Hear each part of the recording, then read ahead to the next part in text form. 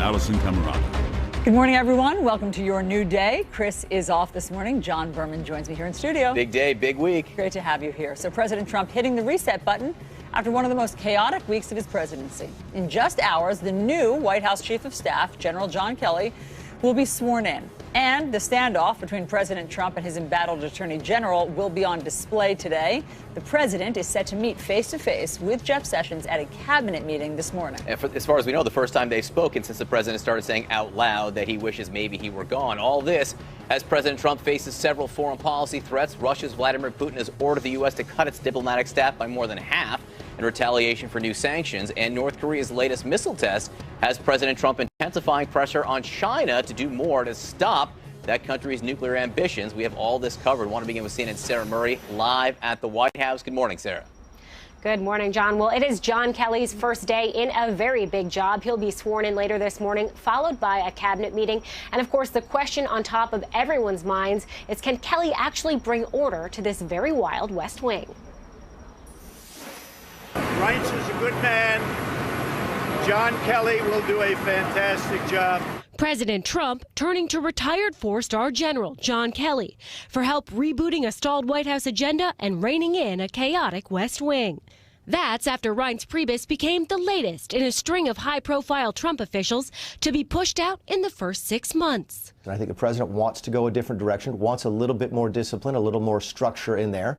It remains unclear how Kelly's appointment will impact the chain of command at the White House, and if the former Homeland Security chief will exert any influence over the president's own behavior, including his use of Twitter. You have to let Trump be Trump. Anybody who thinks they're going to change Donald Trump doesn't know Donald Trump. The president remains at odds with many in his party over his repeated public attacks on Attorney General Jeff Sessions.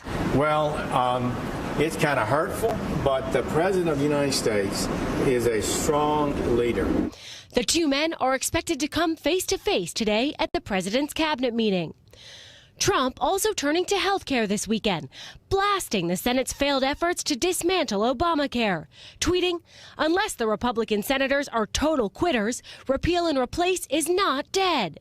Despite the fact that it would have had no impact on Friday's defeat, the president also urging GOP leadership to change the Senate's rules so legislation can pass with a simple majority, saying that Republicans look like fools who are just wasting their time. You know, I said from the beginning, let Obamacare implode and then do it.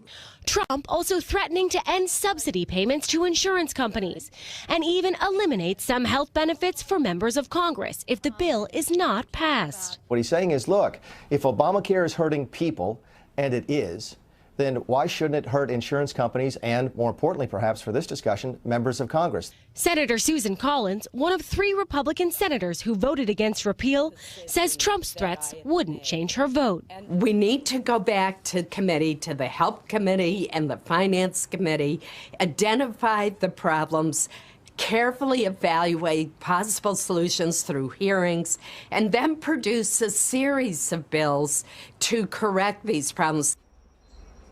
Now, in addition to the domestic agenda and organizational issues, John Kelly is also going to be coming into this White House confronting a number of foreign policy challenges, including these escalating threats from North Korea, but also the U.S. relationship with Russia. We are still waiting to hear when President Trump will be signing this sanctions bill against Russia. Back to you guys. Okay, Sarah, thank you very much for all of that. Let's bring in our political panel to discuss it.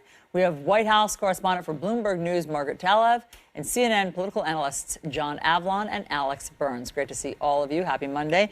Alex, I want to start with you because you have a very comprehensive article over the weekend in the New York Times about how frustrated Republicans have grown with the disarray and chaos in the White House. Now, are these Republicans like John Kasich, who never had much faith, or are these loyalists who are starting to turn? Well, it's pretty much everybody, Allison. And what you're hearing from Trump loyalists is not anger at the president, but you're hearing anger at pretty much everybody else, and that includes Republicans on the Hill. It includes Republicans in the White House who are close to the president, but not the president himself. And this is sort of, you could see it as a coping mechanism, but it's definitely a new phase of the way Republicans in the grassroots and at the leadership level across the country are thinking about the president. But why aren't they mad at him?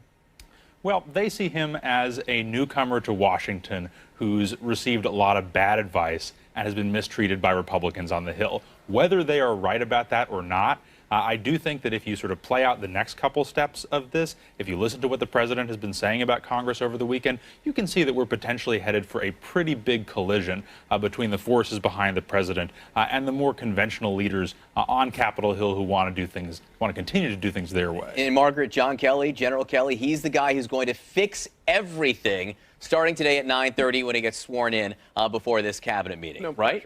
No pressure. Right, John, right. No pressure, but by noon, everything should be completely in order.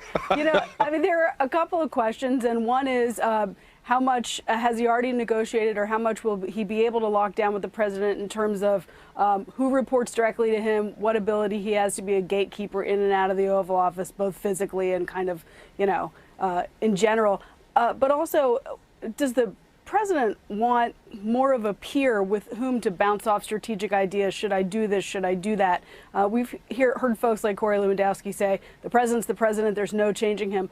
But if part of this move with John Kelly is to say, I recognize that I need to do things differently, that is maybe the main thing that has the potential to be a game changer. Look, I mean, all sort of, you know, ridiculous rhetoric about the White House acting like a well-oiled machine in the past aside, everyone recognizes there is a problem. This is not remotely normal, not only because of historic low approval ratings, but because of a daily churn of chaos that emanates from the Oval Office.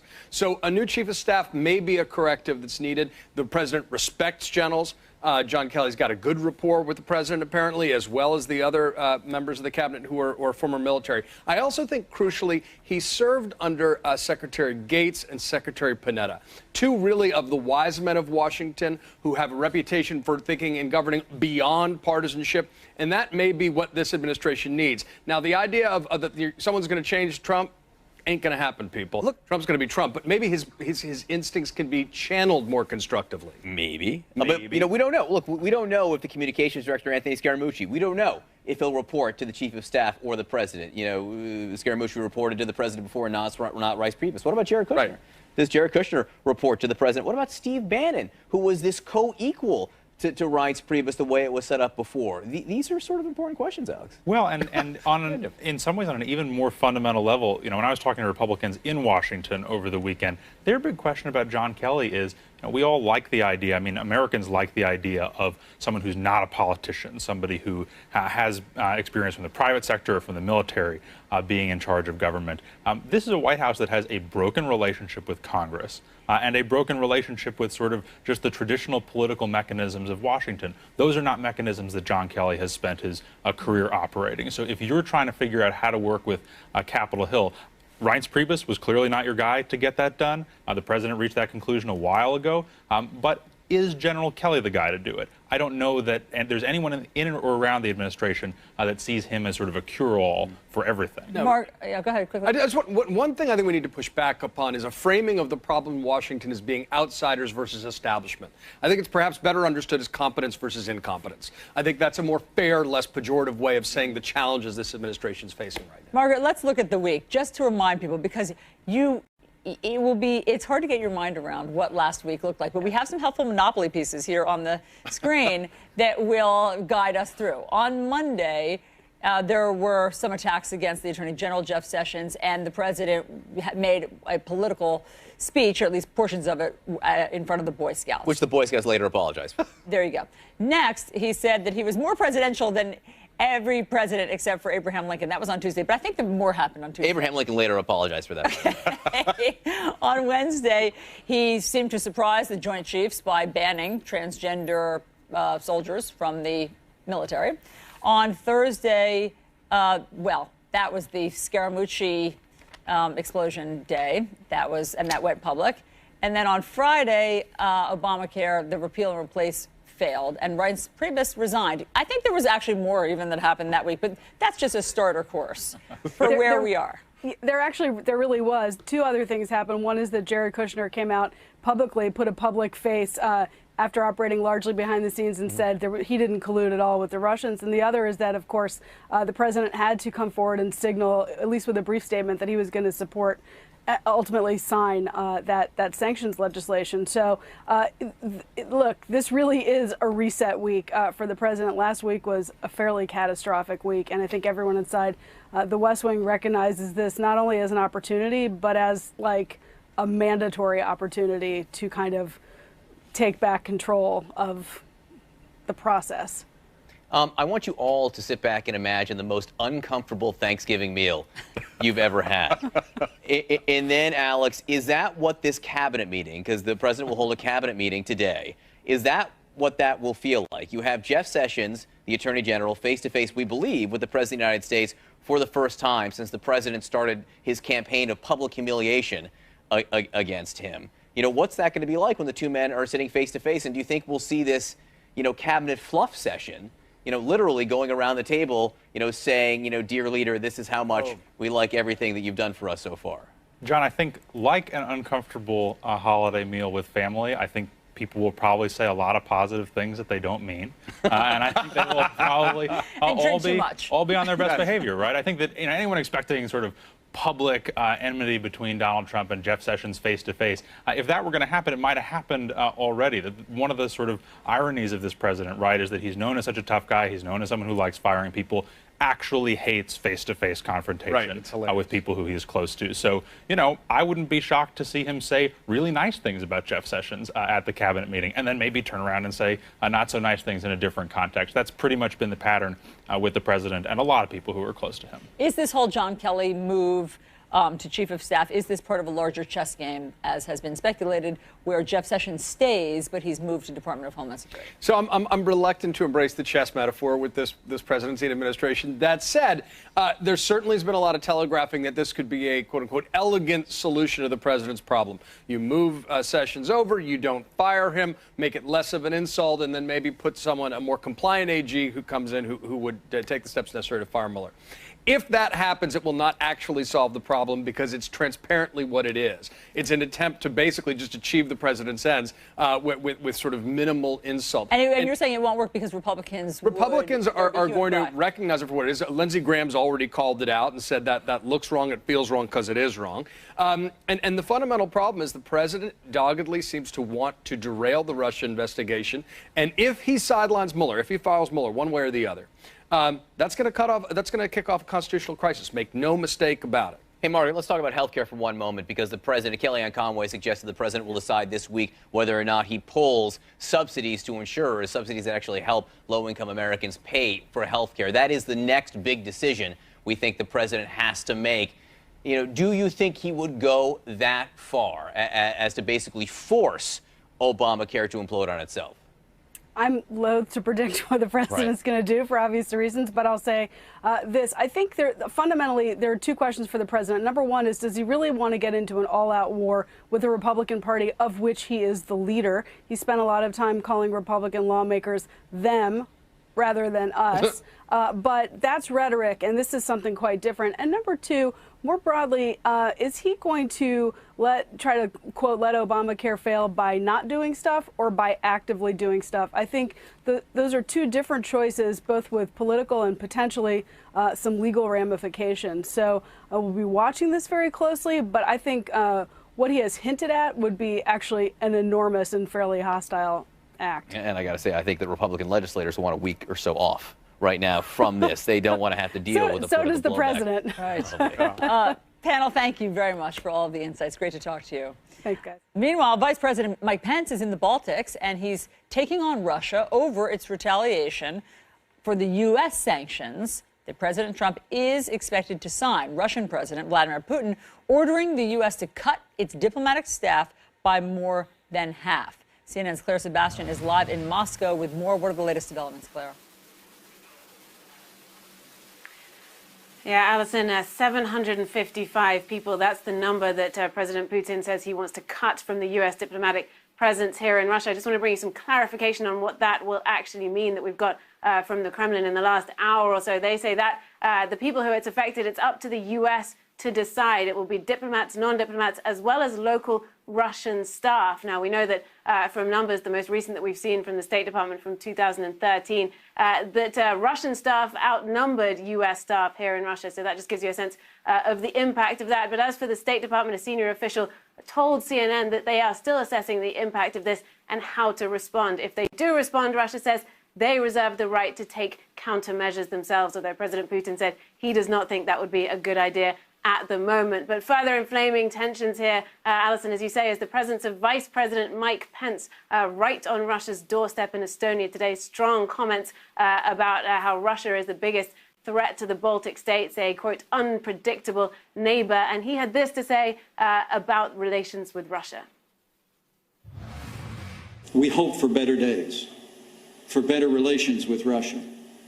But recent diplomatic action taken by Moscow will not deter the commitment of the United States of America to our security, the security of our allies, and the security of freedom-loving nations around the world.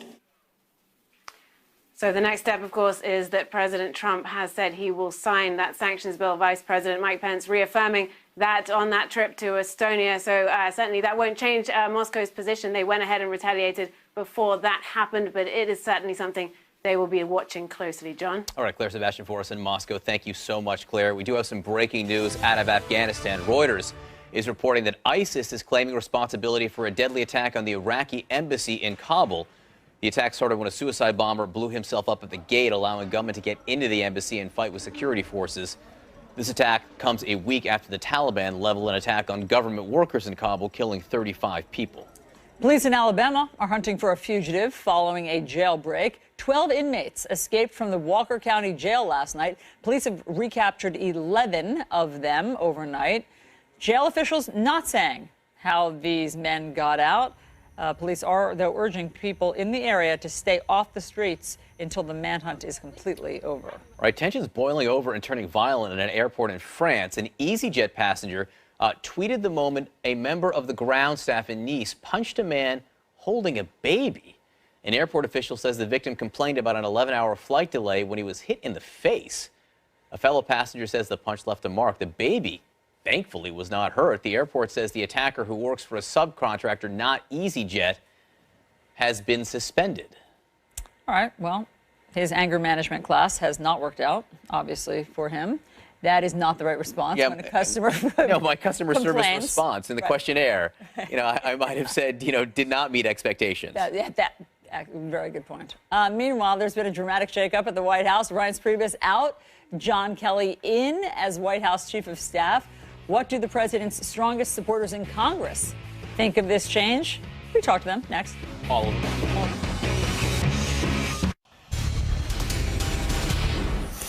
In just a few hours, General John Kelly will be sworn in as White House Chief of Staff, replacing Reince Priebus. Priebus is the 7th person to leave the Trump administration in just 6 months.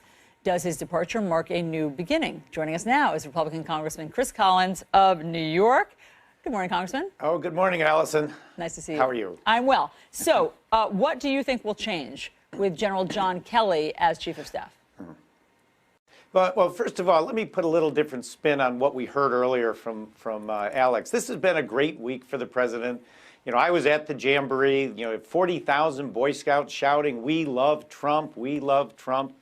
Banning transgenders, which is probably supported by the vast majority of Americans. Well, hold on, Congressman. Wait a second. Just 1 second here. He didn't tell the Pentagon.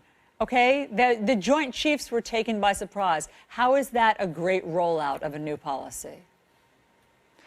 President Trump is President Trump. He is the commander-in-chief. He can roll things out however he wants. Mm-hmm. He doesn't report to the Joint Chiefs. They report to him. Sure, but it creates a little bit of chaos, you'll agree, right? They didn't know about this policy. They, in fact, have said they're not going to do anything about it. They're not going to enact it because there are no details for how to do so. Well, he's going to be rolling that out. But again, he's the President of the United States, Commander-in-Chief. Mm-hmm. On Friday, we were in New York City talking about MS-13, something that is the scourge of America. He's taking the fight to the criminal element. He's dealing with North Korea. He's dealing with Russia. Mm-hmm. And now he has solidified the inner circle of the West Wing with John Kelly, with Anthony Scaramucci, two great individuals. I think it's all coming together extremely well as we move into tax reform. And let's remember, it was 6 months ago that President Trump said, let's not work on health care. Let's move on tax reform because we're not going to be able to do health care by ourselves. We need Democrat help. he knew we weren't going to get Democrat help. We didn't get Democrat help. We wasted 6 months on Look, health Democrats care. say they We weren't got nothing invited to done. the table, as you know. And by the way, you didn't actually need the Democrats. You could have done it just with Republicans in the Senate, but that didn't work either. Well, of course, you're not going to get 50 out of 52 senators, not with Susan Collins and Murkowski and John McCain. You were kind of like, you weren't going to get there right out of the gate. Obviously, we didn't. Right, so we you can't should have blame been working Democrats on for tax that. reform.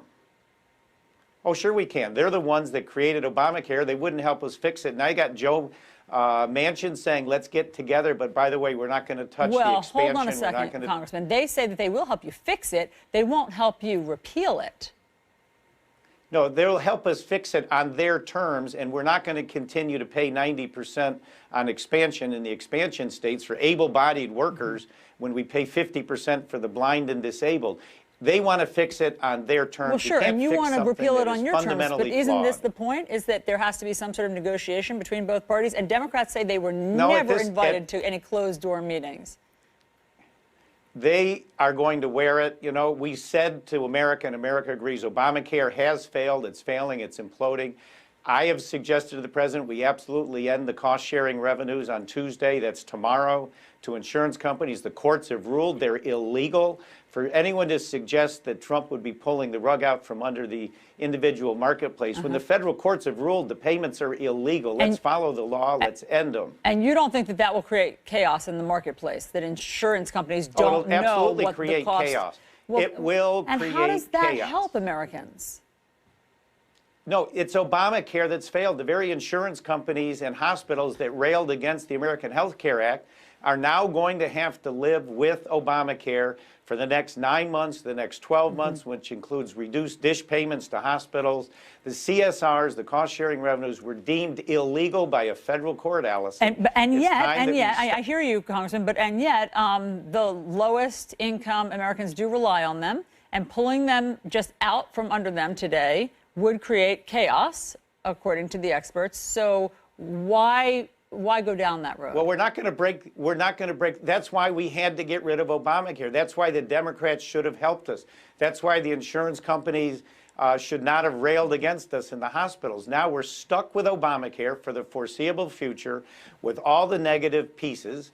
And you can't just tweak this piece and that when there's $800 billion of taxes, fees, and penalties that are a drag on the economy. So we now have Obamacare for the foreseeable future.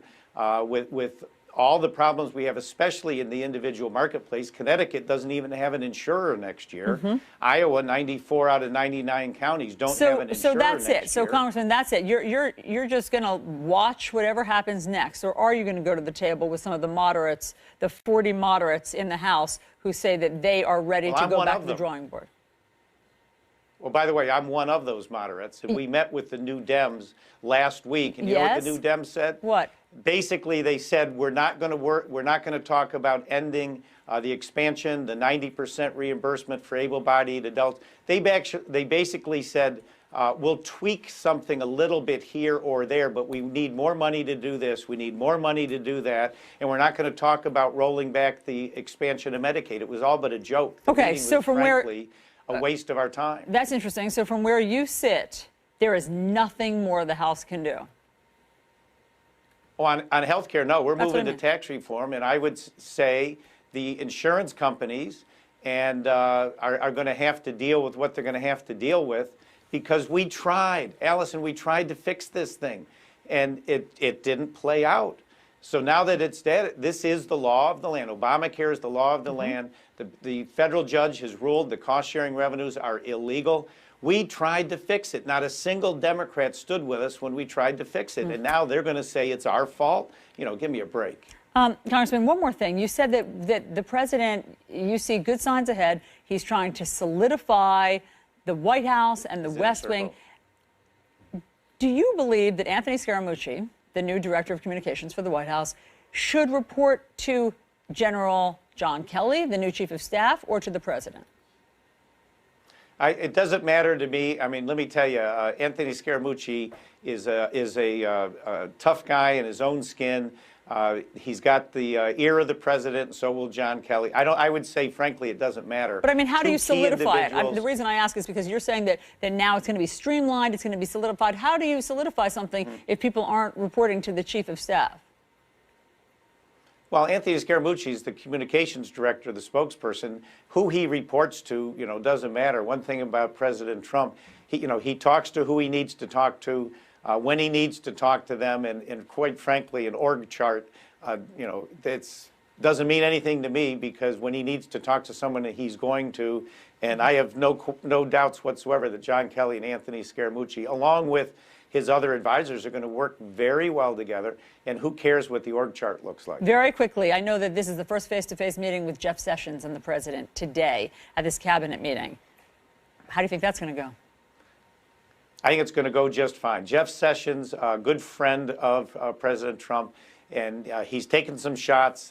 He's a good friend of mine as well. He's a professional. I think the meeting, it will be a non-issue. It's going to be absolutely a non-issue. And you think he stays in his job for the foreseeable future? I hope so. I mean, he's a great attorney general. I certainly hope that Jeff Sessions remains in that job. If there's a change, everyone serves at the pleasure of the president. We all know that. But personally, a good friend of Jeff Sessions, I hope he stays. Congressman Chris Collins, thanks so much for being on New Day. Good to be with you, Allison. John. All is well. The meditation clearly working for Congressman Chris Collins of New York. All right, North Korea launching a new ballistic missile. What can the...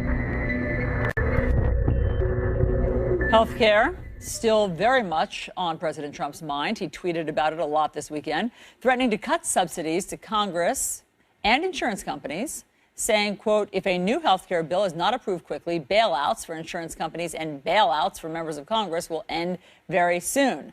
Joining us now is Republican Congresswoman Marsha Blackburn of Tennessee. Thanks for being here in studio. Sure, good to be with you. Are you getting a bailout from the federal government? No, all members of Congress are on the Affordable Care Act. We're all on the D.C. Small Business Exchange.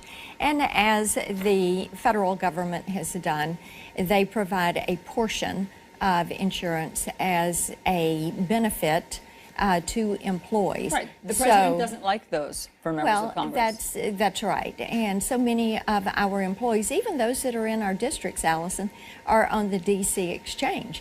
And one of the things we tell people all the time, we know firsthand the problems with health care, and we think that the Senate needs to get to work and send the House a bill so that we can get this fixed. And let's talk about that. But just one last thing, because the president seems fixated on this. What if those subsidies went away? I mean, look, he's threatening to cut the subsidies that he give the cost sharing, okay, with insurance companies that go to low income Americans. So that's one of the threats. And then the other threat is the subsidies that, and the subsidies Congress gets. That go to the insurance companies are there. It's called the risk corridors. And this is one of the reasons that we have to fix this. I hear from people all the time about the cost of insurance. And when you look at the $9 million in the Affordable Care Act marketplace, only 1.6 million Americans buy this insurance product without a subsidy. Yeah, so I guess all the rest of those, and that is why the president keeps saying, we need to look at those subsidies, but it's why we keep saying this has to be fixed. The insurance is too expensive to afford. Right. And when you're talking about only 1.6 million Americans buying a product without a subsidy, you see how expensive it is. Yeah, I hear you. But Plus, my question is, what if he takes it away? If he takes it away, then Congress will be forced to take an action and try to clean this up. I don't know what it would be, but there would be an action necessary to clean it up. You cannot afford this insurance. 19 million Americans opted themselves out of the system. 6.5 million chose to pay the penalty, and then you had another 12 that went in there and said, look, I'm going to seek an exemption for this. Yeah. So you've already got that 19 million that opted out. But do you get the impression that President Trump is looking to speed the demise of the Affordable Care Act as he sees it by withdrawing those cost-sharing subsidies? President Trump, I believe, is looking to solve the problem. And the problem is we've got the Senate who cannot seem to, they like to work in gangs. So they've been the gang of 7 and 8. I want the gang of 51. I want the Senate to show some spine and fix this problem. That seems to be impossible. I mean, what you're calling for, they are not all of one mind. Obviously, they've tried for 7 years. 51 of them need to make a decision that they're going to fulfill a promise to the American people and send the House a bill so that we can get this issue resolved. It's not fair to anybody, Allison. I had a telephone town hall last week. 80% of the people on that town hall, regardless of what side of the issue they were on with the Affordable Care Act, 80% said the Senate needed to pass a bill and send it to the House so we can fix this. I understand, but I mean, their 7-year effort of trying to repeal and replace came to an end last week. There was no consensus. You can't get all 51 that you're calling for to all agree on what the way forward is. So now what? They're going to have to just do a process of sitting down, working through where they can get this gang of 51 to agree on something, send it to the House, so that we can fulfill a promise and be fair to the American people that are stuck in the Affordable Care Act system, or who have insurance that is too expensive to use and deductibles too high to even seek access to care. Very quickly, I want to ask you about Russia. How would you like President Trump to respond to Vladimir Putin now that Putin is cutting U.S. diplomatic staff by 755 people? I want him to continue to be firm with Russia. Sending in the 59 Tomahawk missiles in that Syrian attack was the appropriate thing to do. Doing the sanctions bill was an appropriate move for Congress. And President Trump needs to basically have Congress's back, if you will, on the sanctions and be very firm with Russia. Got it. Congresswoman Marsha Blackburn, thanks so much for being here. Great to have you in studio. Let's get over to John. All right, Allison. New Jersey Governor Chris Christie getting into a Cubs fan's face at a baseball game. What he said and what started the whole thing next in Bleacher Report. Raising eyebrows. And when you see these towns and when you see these thugs being thrown into the back of a paddy wagon, you just see them thrown in, rough. I said, please don't be too nice. Like when you guys put somebody in the car and you're protecting their head, the way you put their hand over. Like, don't hit their head, and they've just killed somebody, don't hit their head. I said, you can take the hand away, okay? All right, so was the president encouraging police to be rough with suspects? Joining us now, CNN law enforcement analyst, retired NYPD Detective Harry Houck, and former Philadelphia Police Commissioner Charles Ramsey. Commissioner, I want to start with you. I want to read you a statement from the current New York City Police Commissioner, James O'Neill, who said to suggest that police officers apply any standard in the use of force other than what is reasonable and necessary is irresponsible, unprofessional, and sends the wrong message to law enforcement as well as the public. Your response, Commissioner? Well, I would agree with Commissioner O'Neill. I was very concerned when I first heard those remarks because I believe it reinforces a very negative stereotype of police that we've been trying to overcome, and that is that police use excessive force on a regular basis. We violate people's constitutional rights, and nothing could be further from the truth. Police are out there every single day operating in a very professional manner, taking some very dangerous people off the streets and doing so without using excessive force or violating people's rights. And I think that gave an impression that we just do not need. Harry Houck, did it send the wrong message? Well, I sat there and I watched it, and what's really key here is when he made that comment, you heard everybody laugh in the audience. All right? They took it all as a joke, and so did I. I didn't think he was serious. I don't think any police officer out there in the right frame of mind would take that as a way of condoning that kind of activity. All right, so I don't think it's really that big a deal. I think it was just playing to the police officers, trying to get a laugh there. He's a very pro-police officer, and we're very happy we finally have a president like that. There's actually three things you said there, and I want to talk about each one. I'm going to ask the commissioner about the laughing in a moment. I'm going to talk about the attitudes of police in general towards the president in a second, too. But I want to make one thing clear here from your point of view. Is it okay to condone, rough treatment from police officers? Oh, no. So it's not okay? No, listen, a police officer knows the rules. knows how to act out there. I mean, there isn't any police officers that listen to that statement and say, okay, I'm going to rush somebody up now because the president told me I could. What if there's one? Right? You know, what can you do if there's one? I mean, there are people out there that are crazy, and they hear some kind of comments that somebody made somewhere. Like, look what Obama said. Listen, but you're saying those statements, if it's not a joke, is inappropriate, correct? Right, exactly. Yes, okay, so if he wasn't joking, how do you know he's joking? Well, how do you know he's not? I don't. Right. So but I will say this. If, you know, of the hundreds of thousands of law enforcement officials out there, there's 1, 2, 3, 4, 5 who didn't take it as a joke, who took it as maybe a green light to behave differently. Well, then I guess it shouldn't be a police officer. So you should be level-headed, and I'm sure the commissioner will agree with me here. Is that if you're a police officer and you take that comment as an okay to commit any kind of physical force against somebody that's not justified, that's a bad thing. All right, Commissioner, what if he's just joking? Was it just a joke? Well, first of all, I agree with the last statement that he just made. But, I mean, this is the President of the United States. He's Commander-in-Chief, not a stand-up comic. Words matter. And there's responsibility that goes along with leadership. Your words can actually influence behavior. It can shape public opinion. And you have to be very, very careful and measure your words very carefully whenever you're in a setting like that. So whether it was a joke or not, it was inappropriate.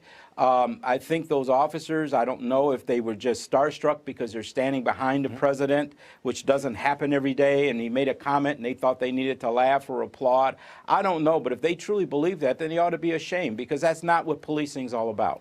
So they should not have been laughing or applauding, you're saying? No. Well, these things happen spontaneously. These things happen spontaneously. So it doesn't mean that everyone who applauded or laughed actually believes what it is he said, but it just gave the wrong impression. And that's what I'm trying to get at. And we've got a lot to overcome. It's been a rough 3 years. In fact, the only reason the police have not been on front and center on news stories around the country is because of President Trump. He took us off the front page. But that doesn't mean the issues and the problems have gone away. Commissioner, something Harry said is something that I have heard from officers, since Friday here. Both of you suggested maybe they laughed because they were uncomfortable, laughed maybe because it was gallows humor, not laughing because they're necessarily supporting him in that statement. However, Commissioner, most officers I have heard from say that they do feel that this president has their back, and those are the exact words that they use, has their back in a way that they did not feel from the last administration, Commissioner.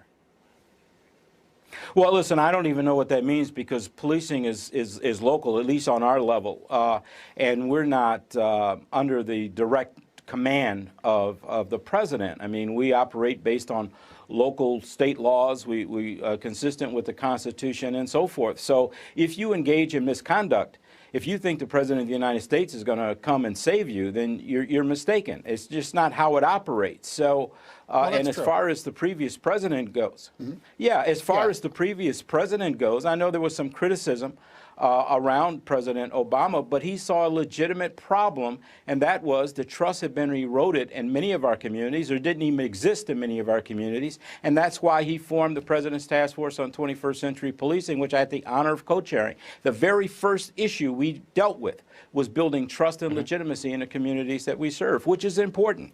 Harry? Well, it's very important. But you got to remember also, there's this false narrative out there about the police. We've seen many instances in the last 3 years where police have been get the finger pointed at them for that were totally justified by police officers. We've had a couple incidents, and just a couple, where the officers didn't act correctly, and they might be prosecuted. But for the millions of times police officers deal with people every day out there, 99.9999% the police officers are exactly right in what they do. So this narrative out there feeds into this, and that's why we have this issue. Should police ever take the hand away when they're putting a suspect into a car like that? No, I always did it. No, I think, you got to act properly. When you put a suspect in a car, you put your hand on top of his head and you help them inside the vehicle. All right, Harry Haupt, Commissioner, thanks so much for being with us. I do appreciate it. Good discussion this morning. Thank you to all our international viewers. For CNN Newsroom is next. For our U.S. viewers, President Trump hoping for a reboot after this big shakeup on his team. New Day continues right now. Smart for him to pick. With Chris Cuomo and Allison Camerata. And we want to welcome our viewers in the United States and around the world. This is New Day. It's Monday, July 31st, 6 o'clock here in New York. Chris is off today. John Berman joins me. What could possibly happen next? What could go wrong? Great to have you here. Here's our starting line. President Trump hits the reset button after one of the most chaotic weeks of his presidency. In just hours, the president's new chief of staff, General John Kelly, will be sworn in.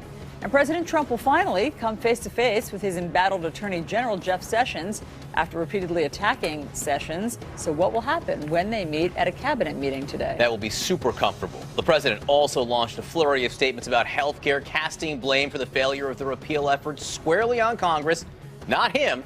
The president is threatening to cut off payments to insurers, which could be a serious blow to low-income Americans. And now the president is even threatening the plans belonging to members of Congress. Then there are new threats from overseas. Russia has ordered the U.S. to cut its diplomatic staff by more than half in retaliation for new U.S. sanctions, while the Trump administration increases pressure on China after North Korea's new missile test. We have it all covered. I want to begin with CNN's Sarah Murray live at the White House. A busy day, Sarah. That's right. And John Kelly's first day here at the White House, as you guys noted, he will be sworn in this morning, followed by that cabinet meeting. But everyone has the same question on the top of their minds. Can Kelly really bring order to this very wild West Wing? Reince is a good man. John Kelly will do a fantastic job. President Trump turning to retired four-star General John Kelly for help rebooting a stalled White House agenda and reining in a chaotic West Wing. That's after Reince Priebus became the latest in a string of high-profile Trump officials to be pushed out in the first 6 months. And I think the president wants to go a different direction, wants a little bit more discipline, a little more structure in there. It remains unclear how Kelly's appointment will impact the chain of command at the White House, and if the former Homeland Security chief will exert any influence over the president's own behavior, including his use of Twitter. You have to let Trump be Trump. Anybody who thinks they're going to change Donald Trump doesn't know Donald Trump. The president remains at odds with many in his party over his repeated public attacks on Attorney General Jeff Sessions. Well, it's kind of hurtful, but the president of the United States is a strong leader. The two men are expected to come face to face today at the president's cabinet meeting. Trump also turning to health care this weekend, blasting the Senate's failed efforts to dismantle Obamacare, tweeting, "Unless the Republican senators are total quitters, repeal and replace is not dead." Despite the fact that it would have had no impact on Friday's defeat, the president also urging GOP leadership to change the Senate's rules so legislation can pass with a simple majority, saying that Republicans look like fools who are just wasting their time. You know, I said from the beginning, let Obamacare implode and then do it. Trump also threatening to end subsidy payments to insurance companies and even eliminate some health benefits for members of Congress if the bill is not passed. What he's saying is, look, if Obamacare is hurting people, and it is, then why shouldn't it hurt insurance companies and, more importantly, perhaps for this discussion, members of Congress? Senator Susan Collins, one of 3 Republican senators who voted against repeal, says Trump's threats wouldn't change her vote. We need to go back to committee, to the Help Committee and the Finance Committee, identify the problems, carefully evaluate possible solutions through hearings, and then produce a series of bills to correct these problems. Now, on top of the domestic agenda and organizational challenges, John Kelly, of course, will be here at the White House as they're confronting a number of foreign policy threats, including escalating aggression from North Korea and the U.S. relationship with Russia. We are waiting to hear when exactly Trump will be signing that Russia sanctions bill. Back to you guys. Okay, Sarah, thank you very much for setting all of that up for us. Let's bring in our political panel. We have here CNN political commentator Errol Louis, CNN political analysts John Avlon and David Drucker, all in the house. This is a fun morning for us. Let's start with you, Errol. General John Kelly, what is likely to change with him as chief of staff? Probably not as much as people would think. The reality is, if you've already had General Kelly, General McMaster, General Mattis, at very high levels of the administration, they have not exercised any restraint that anybody can see. So I think people should disabuse themselves of the notion that simply having a general walk into the White House, into the highest levels of the administration, is going to set everything right. I suspect that one thing that will change is that he is going to get an education. General Kelly, is going to get an education. He has spent most of the last couple of decades of his life having people stand up and literally salute him when he walks in the room. That ain't going to happen anymore. He's going to be, I think, probably a little surprised at how people are inclined to, I think in White House parlance, leak. From our point of view, simply sort of conduct a public dialogue and sort of have discussions broadly across the government and with the press. I don't think we're going to see as much change as people would like to see. Well, I'm going to push back on my friend here a little bit. Maybe the triumph of hope over experience. But look, the military members of this administration have been the most effective, in part because they've been working in concert trying to contain the president. Now, Chief of Staff's not going to supplant the president's own chaos, his own lack of discipline. But Reince Priebus clearly didn't have the confidence of the president, and this Chief of Staff's a difficult job. I mean, you're not going to have literally Anthony Scaramucci reporting to this Chief of Staff. That seems to be a glaring problem. The president's daughter and son-in-law don't really report to the Chief of Staff. But if anyone can make this work coherently, it's going to be a general working within the White House in concert with the other military members. Now, that raises other concerns, but Kelly's got a good reputation, and maybe he can get this administration working. You know, John Avlon said control this president in case people were asleep for the last 6 days. Or have just forgotten. Or just forgotten. Let us remind 6 folks. days. What about 48 hours? Let's remind people what happened last week, right? Let's walk people down memory lane. On Monday, the president attacked the attorney general on Twitter, and then he went to the Boy Scouts and gave a speech that the Boy Scouts later had to apologize before. On Tuesday, he said he could be more presidential than any president but Lincoln. And he also attacked Jeff Sessions to the Wall Street Journal, and he talked about him in the Rose Garden. On Wednesday, he tweeted new military policy, apparently without talking to the actual military of the United States of America. And that's when the new communications director, Anthony Scaramucci, started saying things about Reince Priebus behind his back. On Thursday, this whole West Wing war went incredibly public with our friend Ryan Lizza printing words we cannot speak out loud and writing about things that humans cannot do. And then on Friday, healthcare went down in the Senate, and then his chief of staff got fired. Now, any one of these days, they're bad Monopoly pieces, or maybe Clue, right? Or maybe Clue, and someone's about to get whacked because Reince Priebus did. But David Drucker, any one of those days, enough. You know, a month's worth, a year's worth of problems in an administration, and they happened every day last week. There's a short-term problem for John Kelly as chief of staff right now. He's got to stop any of those things from happening. It's like a yellow brick road to hell you just described there for the administration. Look, I think that both Errol and John make some good points about Kelly. There are two kinds of people that President Trump respects. People that have made a lot of money, I mean a lot of money, and generals. And so Kelly comes in with an opportunity and a possibility of commanding the president's respect where Reince Priebus never could, because the president thinks political people are dopes. He just doesn't think they know anything and are good for anything. The problem is that it isn't Priebus's fault that he couldn't contain a president who won't be contained. Twitter, policy that veers left, right, and center at any given time for any given reason. Look at the 6 sides of the Obamacare issue that the president has been on, on any given day. And so I think the question here is not so much can Kelly bring order to this. Appreciate it very much. Let's get some reaction. Mike Rogers, first to you. What do you think? Very